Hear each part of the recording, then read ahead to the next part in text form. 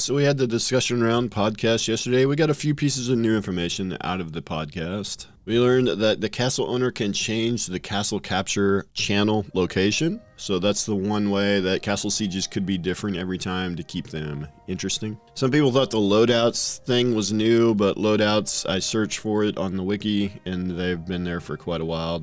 We've known that there's going to be loadouts. This was very interesting to me. Hunting certificates that are dropped from PKing can only be turned in for a lesser value at black market hunting locations, only at the nodes that choose to build them, not the regular turn-in locations. I thought that was really interesting. And then in the Discord, we got a lot of information before the stream and after the stream from Steven. Steven says that they have 3 economy designers and they're dedicated economy designers. That's very interesting. A lot of MMOs have had economy designers, so game like Ashes, probably gonna need several of them. And I guess they're still hiring. I saw in Vladis's live stream last night, Corey Rice was in there, Quaternion Slurp, and he said that they're still trying to hire the lead economic designer, a guy that will actually be somebody that's an actual full-blown economist, because Corey made it sound like these guys aren't like full-blown economist types. The stock market's still a thing. People think maybe that's gotten removed. It hasn't. This was extremely interesting to me. Completed items in your warehouse are accessible at any node. Instead of having to transport all the materials and stuff, if you can somehow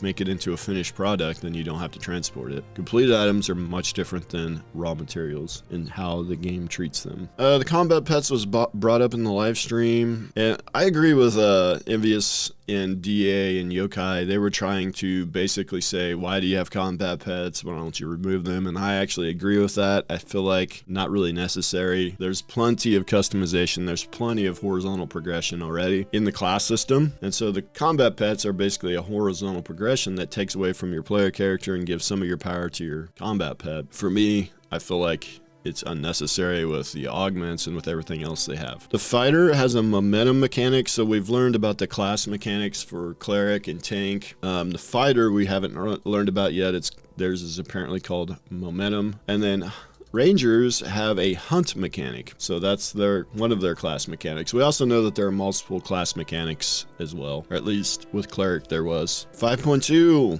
Unreal Engine 5.2 is complete, and they will begin 5.3 at the end of the year. Maybe the biggest thing, world events are the next live stream. These are just pop-up events that exist in the world. Of course, we already knew this, but he explains it again. And they're going to do a wave. It's going to be a wave event, so waves of mobs coming at you. Random village animals to be attracted. Yeah, little polish thing for the nodes. The duck was trying to attack the ranger, so maybe that's why he killed it. Yeah, again, he talks about the ranger hunts. The freezing error in the ranger kit during the node stream. Some people thought that was an augment, like maybe he had a frost augment on one of his skills. No, that's a freezing arrow, so that is not an augment. So we have not seen a true augment yet, at least not confirmed. However, there's a few things, like in the Cyclops Tumok raid they showed, the blizzard looked a little different. Maybe that was from the weather, maybe that was from an augment, and some of the mage spells looked maybe a little different, but again, that could be the weather maybe, because weather is supposed to augment your skills as well. Who knows? And guys, that was it. We got a lot from the Discord for sure. And I'll talk a little bit about the live stream. A lot of people have said a lot of negative things about it, just like they did for the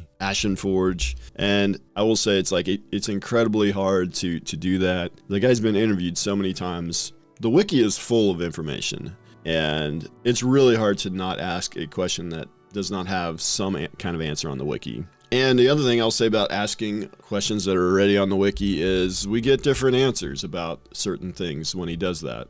So, I mean, any interview is good. We did get more information. We got him more active in the Discord, and most MMOs you don't get that. So I'm not complaining. I thought they did a fine job. Could have been better, but that's always going to be the case, and it's never going to be perfect for sure. I will say I have been trying to collect questions as well myself. But I also, actually, the more I've been thinking about these questions, I think they kind of suck, actually. But I mean, because a lot of these questions that I've put together are just, I think, like this one is like my number one question.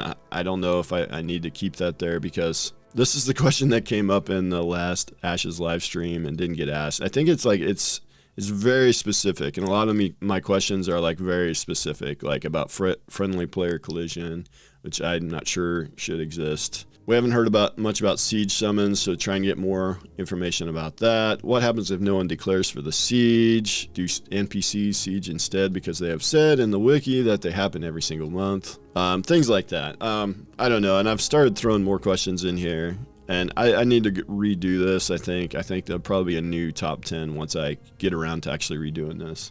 Anyways, it's hard to ask the man questions that, one, haven't been answered already, and two, that he'll actually answer. I think that's the hardest part. Like, you can ask a great question, but he may not be at a point where he can actually answer that question. Maybe they're not far enough in development to answer some of these questions. And the other thing is, you may not like the questions that are asked because they don't fit your playstyle, and I think that's also part of it. So either way, we get interviews of the CEO all the time. Every other MMO that exists, we don't get that. So I think no matter what, it's a good thing. All right, guys, thanks for watching. See you guys in the next video.